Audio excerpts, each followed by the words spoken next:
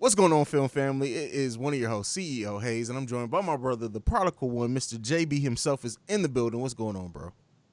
It is I, the second half of the film bros, the prodigal one, JB, the rotund of the two. And we are here this week. We will be reviewing Vampires versus the Bronx, which is just a fun Netflix movie. Me and JB haven't talked about it. I actually wasn't even sure if JB got to finish it before we started recording, so we have not talked about this film at all. But before we get into any of that,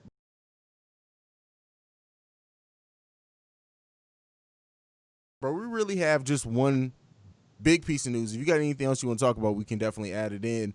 But the owner of Regal has confirmed that they're going to be shutting down again until the beginning of 2021 with No Time to Die, Black Widow, all the other big releases that were coming over the next couple of months. Went ahead and they rescheduled again. They're just going to go ahead and shut down. I think Regal is the second or third largest theater chain. I know AMC is the biggest. Regal, I think they said second after AMC. Second, and then Cinemark probably after that. And so, what do you make of this new? For all intents and purposes, bro, I think AMC, just because of the money that they've lost, they may try to stay open a little bit longer, maybe keep the classics going a while. Cinemark, which is Marcus Theaters, which is the closest one to me, I don't know, bro. I see that if with a chain this big closing down, I see it's probably going to be a couple of weeks before everyone announces the same thing. Probably try to get through October maybe, but everybody's going to probably close down and recoup. That means a lot for like people losing their jobs again who work in the theaters. But what do you think about all this? Yeah, I mean, it sucks. It sucks for the industry itself. And I feel bad for just like every other industry, I mean, that's getting hit with this. I feel bad for the workers. I feel bad for us as viewers that want to go out and watch things. And I feel like I know this is going to sound really harsh, but I really feel like these movie guys, the AMCs, the Cinemarks, the Regals, have let us down because I feel like they could have thought of ways to kind of, we're nobodies and we kind of thought of ideas. You mentioned doing a drive-through thing. The other day I was reading some news and there was a movie theater and I don't remember what state it was, to be honest with you, but they're doing great. Not great in terms of like how you normally do, but they're bringing in revenue. And how are they doing it? They're showing movies, older movies, but they're not doing single tickets. You're renting out the entire movie theater, like the entire screen. And so they're charging you, I think it's like $300 or something, but it's cool because I think it's like for 20 people, it's $300. So if you do the math, it's like, what is it, 10, $15, something like that. And you bring 20 of your closest friends / family members, you watch a movie, it's just the whole experience, and it's fun. And they've been getting in revenue, obviously not revenue like before, but they thought of a different avenue to bring in income. And I honestly don't think they're going to shut down. I have to look it up to see what it is, but I feel like these bigger ones should have thought of something like this. Yeah, I mean, the thing is it sounds good on paper, right? But the thing is like how, if they're not actively renting out those screens, they can present it as an option, but we don't know the sales numbers. We don't know how profitable that's been because you still gotta have people, you still gotta have staff there, you still gotta get the projectors going, set up, all that. If not too many people are taking advantage of that, I can see why it's not being profitable. Now, for example, me and you, let's say me and you lived in the same city with our families, with our friends, I would absolutely say, hey, let's rent out a theater and go watch and do for the finals for our family. Your brother, me, my family, whatever, let's do that.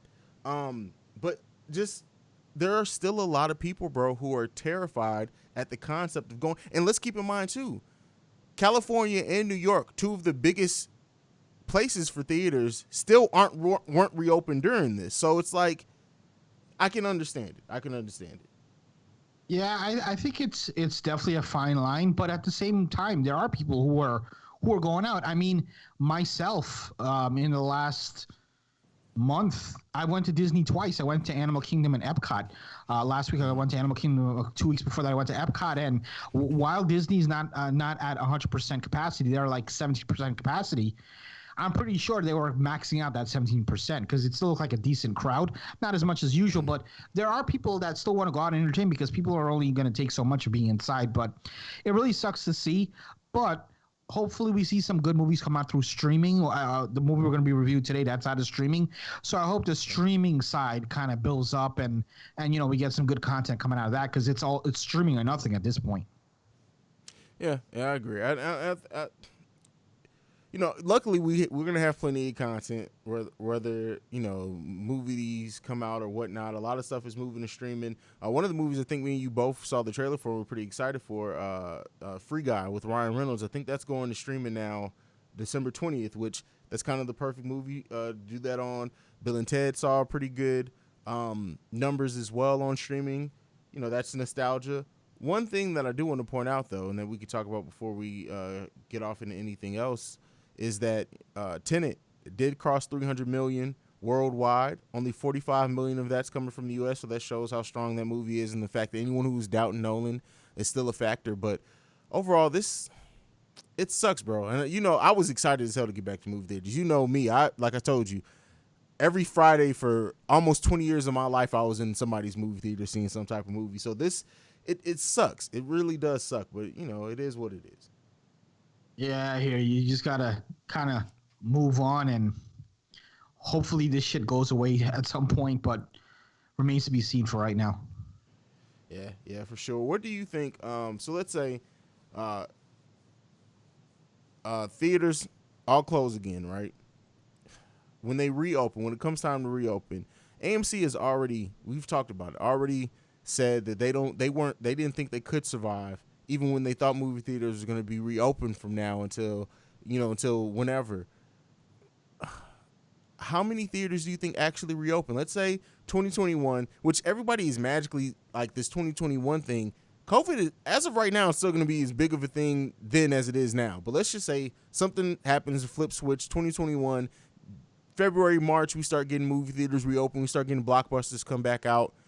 Do you think that we're going to have, how many screens, a percentage do you think are just not going to be able to reopen? Because I think it's going to be as high as 25-30%. Yeah, I think all the big guys are going to be open, the AMCs, the Regals, the Cinemarks, Landmarks, etc. But I don't think they're going to be at 100% locations, and they're not going to be 100% capacity in those locations. And I think the smart move here is, we're both financial guys. The best strategy here is just open up when this does reopen, open up in your big markets, your New Yorks, your Chicagos, and the bigger markets. And obviously they have the numbers. They know where their big markets are, because there may be a small market in our heads, but on paper and financials, they do well in that, because it's not only about numbers, it's more about profitability. Who gives a shit about how many people go there? It's what's the most profitable. So open up your most profitable locations in your biggest markets, and then go from there. And I think that's the strategy they should all be using, really. Definitely, so with that being said, to answer your question, I would say they'll open up at least 50 to 60%. I don't see it being under 60%. I'm sorry, under 50%, because then at that point it's like, how profitable are you if half your locations are closed? Yeah, I guess that remains to be seen, man. It's just gonna be interesting to see how this affects movies forever and how that changes. Because somebody we both watched, John Campy, had a topic on his show, and I don't want to distill it or whatever, but I do kind of want to just mention it, is that will box office numbers ever be the same? In the sense that even if every theater reopened today, people are so traumatized now by the concept of going out in public in large groups. Do we see the box office ever, like, it's going to be years before it returns to what it did before? What do you think? I think box office numbers will go back to normal. The when is the question, because eventually this is not the first time we've had something like this. I'm not saying I'm not talking about the flu or something, but even if you want to go back like 80 years, 100 years, there have been things that have impacted the country and impacted the world. And as a society, we've come back from it. So I think we'll come back from this later on. There may be a vaccine and whatever else they have going on. And I think little by little, we'll start to see things go back to normal. Again, I don't know when that will be. Well, I mean, the inside of me says after the election is over, by the time like November, December, January come around, things will start getting normal. That's the conspiracy theory in me. But once all it is said and done, and the smoke has cleared, I do think we'll go back to normal. I just don't know when that will be. You're less of a pessimist than me because I don't think we're going back to normal anytime soon. Last piece of news before we get into the actual review. I don't know if we've never talked about this movie, but somehow during this pandemic, Sasha Baron Cohen filmed a sequel to Borat that's I got a releasing. challenge. You. What's the name of the Edited. movie? I don't. Is it what? Just Borat 2? Does it have a more of a name bro. than that? You talk. I'll look up the name of the movie. I have no fucking idea, but a sequel to Borat's coming directly to streaming, and I think it's releasing this month, if I'm not mistaken. What do you make of like filming and then like the trailer for it? COVID is very much a part of this movie. What do you think of like somebody filming not only filming a movie during the pandemic, but then this being able to be kept a secret? Like we live in a time and age where nothing is kept secret anymore. So this is really surprising that it's been able to keep secret this long. What do you think, bro? Yeah, I'm excited. I remember when Borat came out originally. I went to the movie theater to see it, and at this time, Sasha, what's his name? Sasha Baron Cohen was really big. He was doing the Ali G. I don't know if you've ever seen the Ali G stuff. And come on now, bro. I lived overseas. I love Ali G. Yeah, so he was doing a lot of good things at that point. So I'm really happy to see this come out. Like you said, I mean, in this day and age, to keep something a secret is crazy with the internet or whatever. So the fact that they're able to pull that off is crazy. But let me just let you know what the name of the movie is. Okay. It's called Borat Subsequent Movie Film: Delivery of Prodigal's Bribe to American Regime for Make Benefit Once Glorious Nation of Kazakhstan. That's the official name of the movie. Well, the original name of the original Borat was Borat: Cultural Learnings of America for some. So it's on brand. Yeah, so I immediately remembered "Don't Be a Menace to South Central" while drinking juice in the hood in terms of length. Yeah. You know you like that length. We're gonna go ahead. We're gonna take a break. MBK. I'll reply on MBK.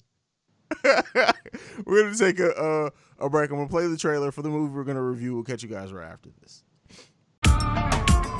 What's poppin', y'all? It's your girl Gloria coming at you live. If you see a kid that's riding a bike 2 sizes too big for him, that's just little man trying to save the neighborhood. And speaking of saving the neighborhood, what's up with all these missing person flyers?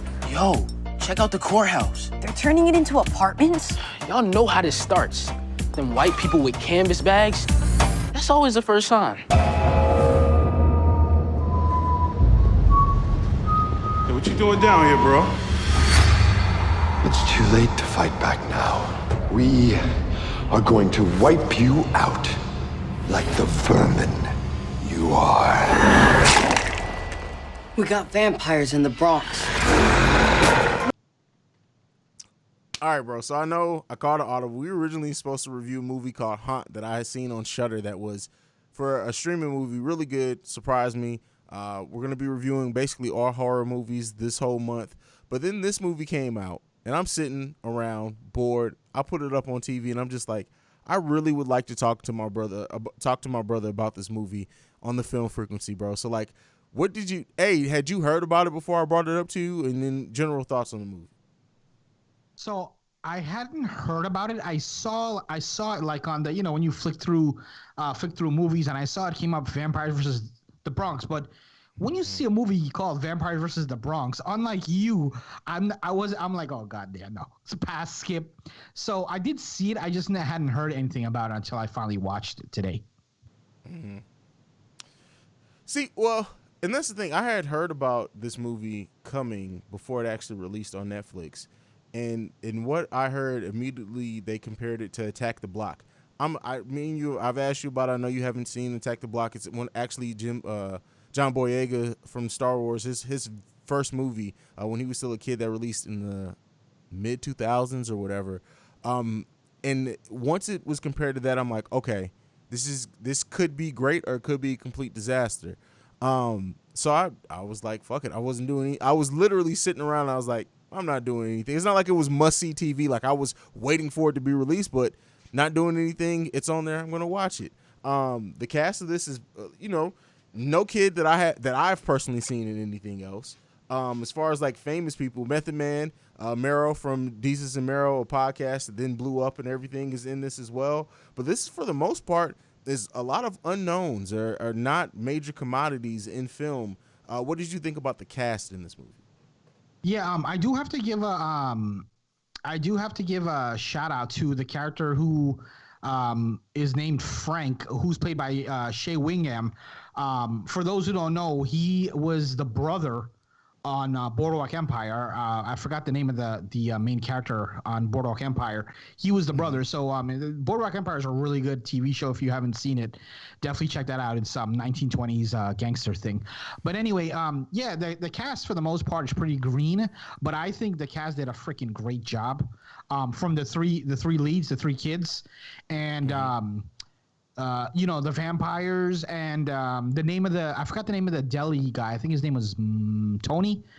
I liked every character in this film. I enjoyed all of them. And I'll be honest with you, 10 minutes into this movie, I was like, this motherfucker did this to me again. Why would he pick a stupid ass movie like this? And honestly, bro, as the movie's going on and on, I'm trying to find things to hate this movie and dislike it, and honestly, it never really came. You know what this reminds me of, and this may get me crucified because it's a cult classic, but this put me in this. It's like a modern day Fright Night. Yeah, I've seen people online make that assumption. I compare it to, and you're gonna be like, what? But just take the vampire aspect out of it, and then you'll see where I'm coming from. It sort of reminded me of Crooklyn. While this movie was modern times, I personally got a 80s, 90s vibe from it. Because nowadays, kids aren't hanging out, to me, that I see, kids aren't hanging out in the streets and like how they were. That's more of an 80s and 90s thing, and going to the deli. And another reason why I love this movie, New York, for those who don't know, I'm from New York, and it's very near and dear to my heart. So when I was seeing this, so many things were giving me nostalgic memories. Like they had the kids playing with the fire hydrants and stuff. I don't know if that's a normal thing in other states, but in New York, that was a very big thing, me growing up. And I love the New York aspect. Even though I was born in Brooklyn, raised in Queens, and this was Bronx, I still love the aspect of that New York culture. Yeah, I mean, and that's the thing, that this is just a fun movie. Like, you're not going to come, anyone who's coming into this trying to judge people's acting and critique acting or even the plot, so to say, this is just one of those films where you drop your characters in a crazy ass situation and let the characters act it out. And I enjoy her for that. Zoe Saldana, that is actually the biggest star in this movie, even though she's only in like the first 30 seconds of the movie. She's so fucking beautiful, bro. Her fine ass has only got 30 seconds in the movie. That's some bull. Hey, listen. And she probably got close to $1 million for that 30 seconds. But no, I'm just playing. But I think like you said, I've only been to New York a few times in my life. But when you see depictions of New York, as an outsider, it did seem like what you see of how New York is depicted. But also, I love that they got the neighborhood aspect of it, right? Because everyone knew each other. And like you said, that this probably isn't a thing. I don't know. I didn't grow up in New York, so I don't know. But the thing that it's like he's trying, and the main character originally, like, this is started about getting a block party to raise funds to keep the bodega open. Like, that just feels like a good old fashioned everyone looking out for each other type story. And even the Tony, the guy, the owner of the bodega, how he looked out for the kids, and he's like, your mother's gonna kill me if you out here this late. Like, I love that feel of it. But let's get into the plot of this movie. We've kind of touched around it. Let's give it to it so we can continue talking about it.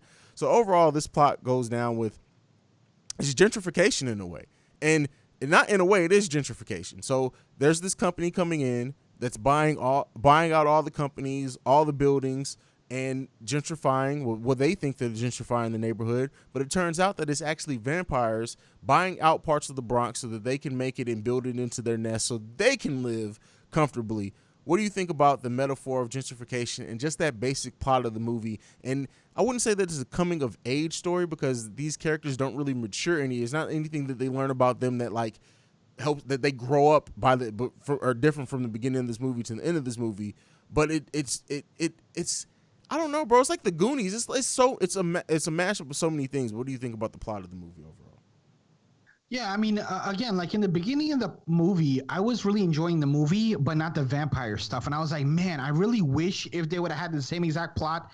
You have these three kids, they're friends, and they're trying to save the bodega, and sort of like a day in the life of kids in Bronx type of thing, and forget all the vampire stuff. But little by little, the vampire stuff started growing to me because I'd say the first third of the movie, it was very hokey. But then towards later on, the vampire stuff became like actually like, oh, okay, this is interesting. Like when they had the girl and you know, obviously spoiler alerts here. But when the girl was about to go after Tony, that's something you could see out of a regular horror movie. Not forget about comedy horror, like a regular horror movie. So some aspects were good. The chase scenes toward the ends, they did some good jobs with the vampire stuff. But I at first I thought it was very hokey, the vampire stuff. And it was cheesy, and I think it was meant to be. The way that it all plays off in the end. What did you think about? Like they try to allude to who may be in charge, because at first we think that it's Shea Wiggum's character, but it turns out he's not even a vampire. He's the familiar. Anyone who watches Blade should know what a familiar is. And it's this. What's her name? Is her name Vivian? No, in the movie. Yeah, it is Vivian. Yeah, in the Vivian. Yes, played by Sarah Lee Gadon, who is fucking beautiful. She is. And so the kids kind of bump into her, and she just seems like this friendly person around the neighborhood or whatever that she moved in, and they kind of make you think that maybe she's not a vampire, maybe she's not part of it. And then at one point we see her in the office with the person we know is working for the vampires, and it turns out she's like the queen or the leader of all the vampires. I get it. They wanted to have some type of fun with it, but overall, I would have just wished that we would have just known, because when she shows up at the mom's apartment and she just is completely turning into a dick and vamps out, it's like, all right, that there was no payoff to us not knowing that it was her. Really, what do you think? Yeah. So, from the point we saw her in the office, obviously we knew she was a vampire. But when we first saw her, when the kids were turning the block and they bumped into her, I just assumed like, oh god, here's this really the typical like ditzy, beautiful white girl in a movie, and her ass is gonna get killed at some point. But then you later find out, and this movie actually got a lot of flack. A lot of the reviews, they have horrible reviews on IMDb, 4.7 on Rotten Tomatoes is like a 58% via audience. Oh, wow. And a lot of people are, which the reason why that was fucking stupid to me, because a lot of people are saying like I had too much political undertones and racism. Because if you think about it, all the vampires are all white, and there is no non-minority that is living in Bronx. There's no white person living in Bronx. The ones that are white are all vampires. So it comes across as like, oh, white people are bad. Like there's kind of political undertone. For me, I didn't give a shit, but a lot of people, how they are, and that's why the movie is getting horrible reviews, which I don't think it should. Because if you come into this movie not taking it seriously, you're gonna have a fun time watching it. And I even thought about this towards the end of the movie, like. I even got some like not the vampire stuff, but I even got like Spike Lee vibes out of this. Like it felt like a Spike Lee movie, minus the vampire stuff. Just the way the whole movie was put together, and the kids and the urban aspect of it, and just the cultural aspect of it. That's what I got. Yeah, that goes back to like what I was saying, is that it's a play off gentrification, because like you said, all the vampires are white people, all the neighborhood people are Hispanic or black, and I mean, I get where they were going. Like, almost would have wished that they ditched the gentrification undertones and just focused on just the kooky vampire-ness some. But you can't be mad at a movie trying to have heart, and they didn't really focus. It was one of those things that you notice if you pay close enough attention. There's some people that may go completely over their heads, and that's perfectly fine as well. But the hokiest thing in this film to me, though, was the special effects that they do with the vampires. And again, I want to make sure that I'm clear. That could be by design. The way that this film is, it could have completely be that they're like, oh, we're just going to have fun with it. But the way that the vampires, when they're supposed to move fast and move towards people, it looked kind of hokey to me. But like I said, that may be part of the design. I actually believe it was by design because they're kind of spoofing on vampires because they made a lot of vampire references and how to kill a vampire, and they talked about Blade, and so I believe it was done.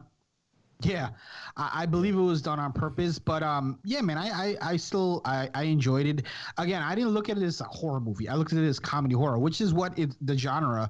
It's classified as a horror comedy. So I think it was exactly that. Again, the three leads, the three kids, the Spanish kid Miguel, and the nerdy kid, I forget his name, and Tyler the Creator Jr. Those three guys were, I think they all did a great job in my opinion. Yeah. Wait, Tyler the Creator Jr. You know that dude looks like fucking Tyler the Creator. Come on. Go back and look at the picture of him. And from the minute I saw him, I was like, what the fuck? Is that guy related to Tyler the Creator? And by the way, let me tell you what the turning point for this movie was for me. Contrary to belief, bro, we don't all look alike. I didn't say. You see, this is how I get in trouble. Now I'm gonna just get completely wrecked on Facebook. People already call me racist and shit. Like, what the hell? My dick is black too. But anyway, so now I forgot what I was gonna say. What was I gonna say? Oh, the point that the movie turned for me, because remember, in the first couple of minutes, I was actually pissed off at you. I'm like, God, I can't believe you picked a stupid movie. I thought it was going to be like one of these stupid hokey movies, which it was, but it was done in a good way. But from the moment the movie turned for me I'm like, I literally said out loud, what the fuck? Like, wait, they made Method Man a fucking pastor? Like, really? Like, of all things, they made a pastor. You gotta love it, man. You gotta love it. Yeah. Method Man is popping up in so much shit, bro. He's in the new Power series, Power Book 2. He's in this series with teenage bounty hunters on Netflix that I watch, and he's hilarious in that. He popped up in this. He was in some movie that I randomly picked on like fucking Netflix randomly. It was like Hulu just scrolling, and he was like the secondary main character. It was him and Mike Epps, and I was just like, this dude is really popping up every fucking where, and he's like, his charisma you can't deny. Go ahead. Did they cancel the show with him and Justin Bieber's wife, that battle rap show, whatever the fuck it's called? I'm not sure. It's like it's like celebrity battle rap or something like that. Yeah, I don't know. But yeah, man. I Method Man showing up in this was, I love the casting when somebody's cast as a role you didn't expect it. The moment you hear his voice and see him, and and the funny thing is because he's not dressed like a pastor, but then he had the little white collar underneath it. It's fucking dude's hilarious, man. And they did that shit on 100% perfect. It's not like Method Man came and they're like, oh, you know what? I think you'll be a good fit for that role. No, they're like, you're Method Man. You have to be the pastor because it's just the the irony of it. Yeah, for sure. All right, what else in this movie you want to talk? Let's talk about the three leads. So, one of the things that I don't think this movie does, and again, this is just us talking. It's not the movie for it. The movie's only 86 minutes. I think if they would have went the 99 minute route, we could have gotten more of the dynamic of their friendship. We really don't get much, like, even though they, like, the one kid is thinking about joining the gang and the one doesn't like it and he was gone and came back, and I didn't feel it like for example, a movie like It, where you feel the bond of that friendship. I didn't feel it like that in this one, but it just wasn't enough time. An 86-minute movie, you can only do, it's a little over an hour. Like, you can only do so much. Do you think that kind of hurt the movie at all? I don't think so. And also, like, It, you're comparing like a friggin' 3-hour movie to or whatever the fuck it was to hour and 20 minutes. But I agree with you in that, like, you didn't feel that closeness, but I don't think they cared about that. I don't think it was meant to it's just, I don't think they cared about that aspect. It was just supposed to be a very lighthearted thing where, yeah, they're boys. Clearly they're boys. Are they, blood brothers? Maybe, maybe not. Because you couldn't tell from based on what we saw. But I think the director and writer don't really care if you think they are or not. The point is they're just friends. But I mean, there's little things that you kind of see that makes you think like, okay, they're close, because throughout the movie they had each other's backs for the most part. So you can see there's some sort of closeness there. So yeah, for sure. I think. Who was your favorite character? I would have to say Tyler the Creator Jr. Yeah. Only because he's the one with the most depth. And not Yes. in a movie where not a lot of people have depth, he's the one with the most depth because he's trying to join the gang to help pay the bills and support for his family. Everyone else, the other two kids, like the kid with the glasses, we really don't know much about. It's still, by the end of the movie, we don't know much about him. We know that he left, he came back, he was uptight about it, worried about his friend joining the gang. That's all we know. Miguel, the main character, all we know is that motherfucker, he loves his neighborhood and he wanted to try to save Tony's bodega. But Luis is the one that we know. I mean, Bobby's the one that we know the most about. So that's probably my favorite character out of the three. Yeah. So for me, my favorite character, and I believe his name is Andre. It's the two. Remember the two guys that were sitting? They're just like, I don't know. They don't work. They don't do anything. They just sit down in front of the bodega all day. Yeah. And I think one is like Spanish and one is black. It's the black guy. I don't know what the hell his name was, but I feel like literally everything that came out of his mouth was all comedy every time. Yeah. And he's one of those Instagram funny. comedians. Yeah, he's one of those Instagram comedians. So I think I might have looked up his IMDb, and I think he did some Saturday Night Live stuff, if I'm not mistaken. Okay. Yeah. So yeah, he even at the end when they were like when the girl was talking shit. Yeah, he's been on Saturday Night Live since 2017. So hats off to him. Yeah, I remember at the end when like the kids are with Vivian and she's like, oh, like you're this piece of shit hole or whatever, and then all you hear is like, what the fuck you said about the Bronx, and just all of his lines were really funny. So yeah, I enjoyed him.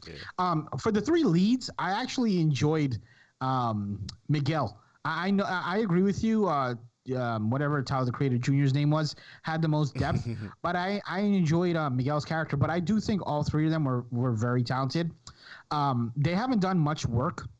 I know definitely the kid with the glasses, he has done the least amount of work of three of them, but we'll probably see more of them in the future. They did pretty well. Yeah, for sure. But yeah, I mean that's pretty much it. There's not a lot to go in depth in this movie. I mean overall, of course they defeat the vampires. One of the funniest scenes, well, not funnier, but I guess it kind of was when they are finally they're gonna take it to the vampires. They go in first. They find the coffins empty. They find out where they're nesting, and Miguel climbs up the thing and he stabs one of them and they fall down.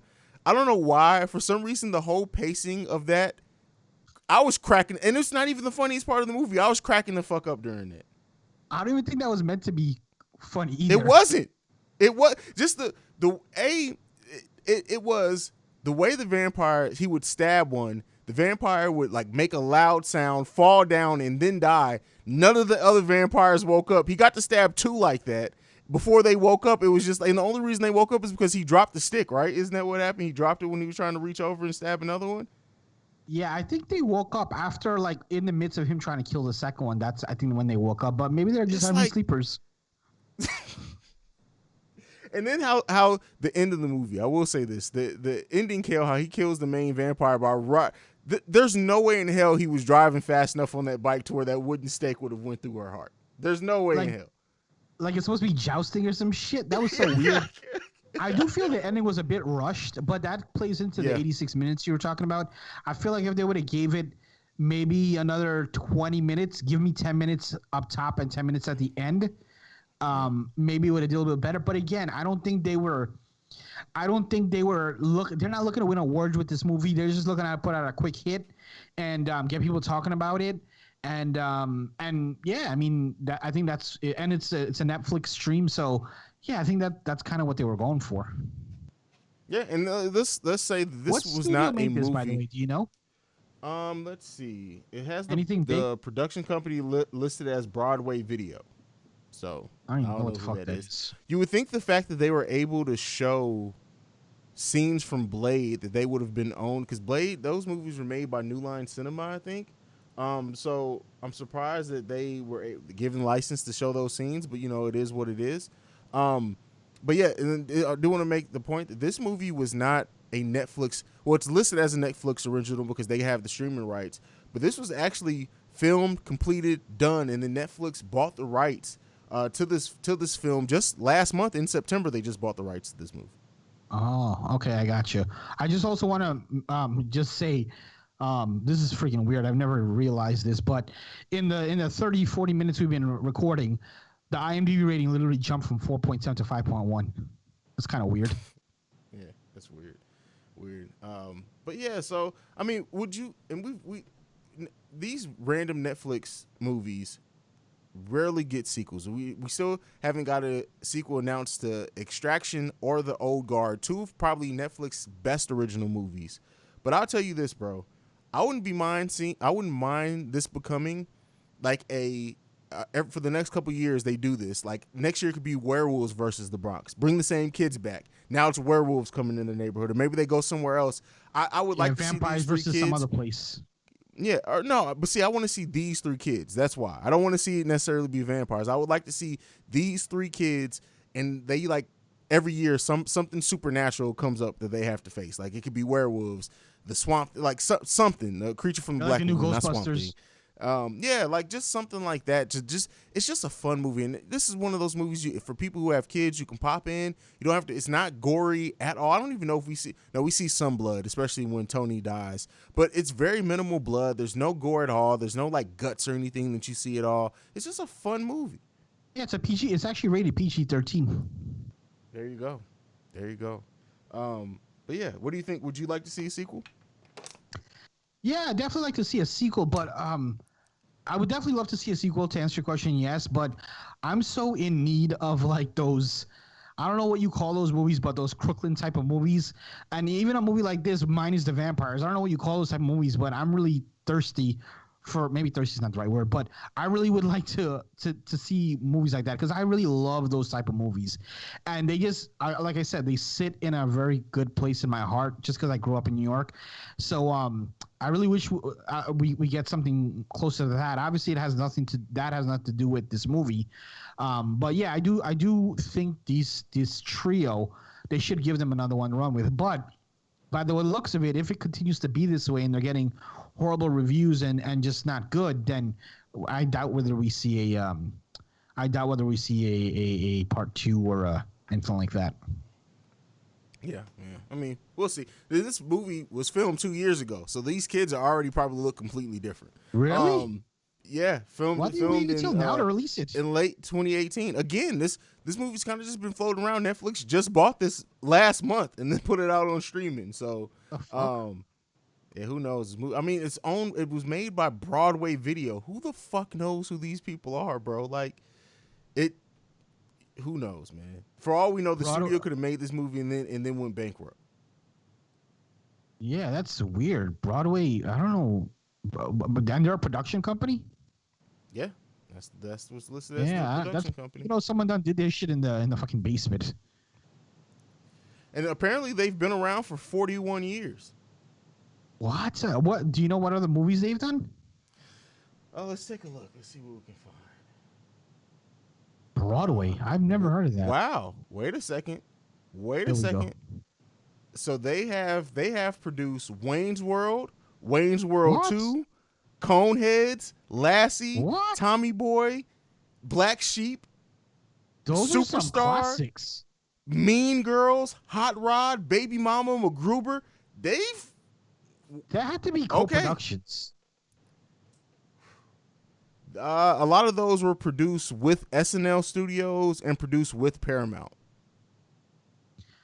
You know what, bro? I wonder if if they have some sort of ties with SNL.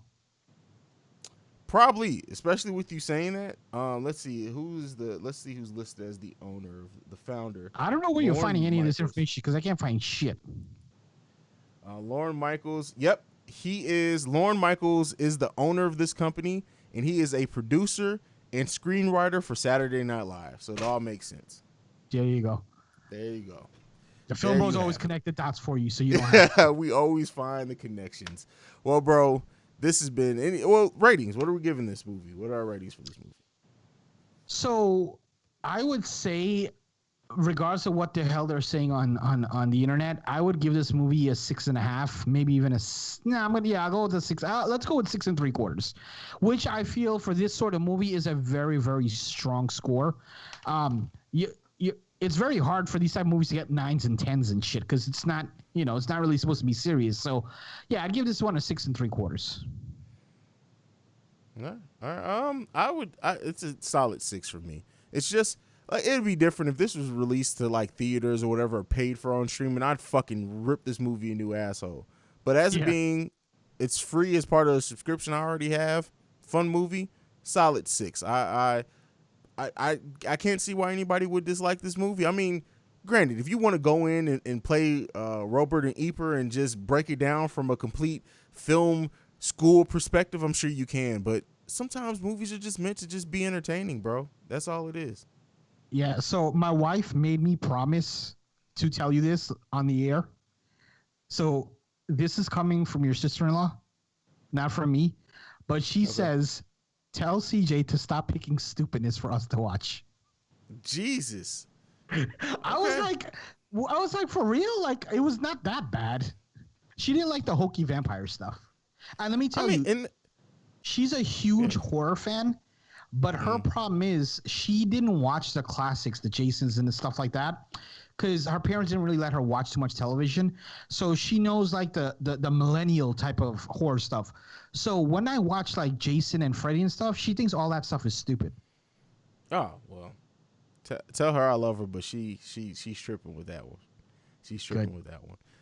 Have her watch Evil Dead, the remake, 2013 remake, and get back to me. She did watch it. She actually liked that because I remember when I saw that I was like, your ass definitely gonna like this one, and I put it on. She liked that one, yeah. Yeah, that's the remake. But yeah, I know we probably aren't reviewing it now, but I would like watch Haunt with her. I like to see what she feels about Haunt. But, yeah, we'll definitely watch Haunt. Definitely. Yeah. Alrighty, well that's it for the Film Frequency. JB, go ahead and give them your social media. Let's get the hell up out of here. I can be reached on Twitter at the P1JB. That's at THEP1JB. You can always check us out also on the Facebook group, which CEO Haize will get into. And also give them a little rundown on what's to come for the month of October. This is our anniversary month. Yeah, this is our anniversary month. This is also my favorite season. Halloween is my favorite holiday. Fall is my favorite season. This is just a good time all the way around for me. So we're going to be reviewing a lot of horror movies. Next up, I think we have Nightmare on Elm Street 3. Is that what we have up next? Yeah, we're going to do Nightmare on Elm Street 3, Dream Warriors. And then CEO Haize actually picked out some, I don't know what we could classify those as, independent films. I don't know what those are really classified as. So we'll be reviewing, what's the name of the host? Right? Never Hike Alone, and the host Never Hike will Alone, be doing. which is Never Hike Alone, which is, I honestly, and not to bury the lead, it's a fan-made Jason movie that's better than 90% of the sequels. And then we'll also be doing Host, which is a horror film on Shudder that was produced completely over Zoom, which I've watched, and I really can't wait to talk to JB about that one as well. And then we also said we might get to Haunt, and Blumhouse has like a slew of horror movies coming out. We'll do some from that, and then we'll close it out with the remake of The Craft.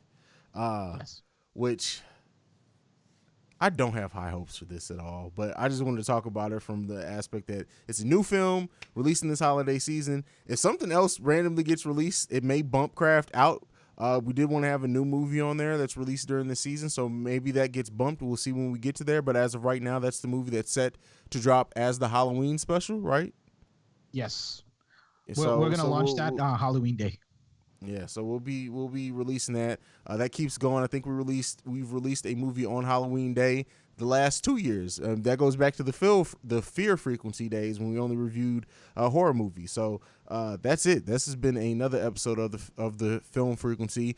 You can go and search the Film Frequency on Facebook to get in our discussion group where we talk about movies, TV, all types of good stuff there. You can follow me personally at CEO Haize. You can follow us collectively at the Film Bros. And you can send us any feedback, questions, comments, concerns, the filmfrequencypod@gmail.com. We out this bitch.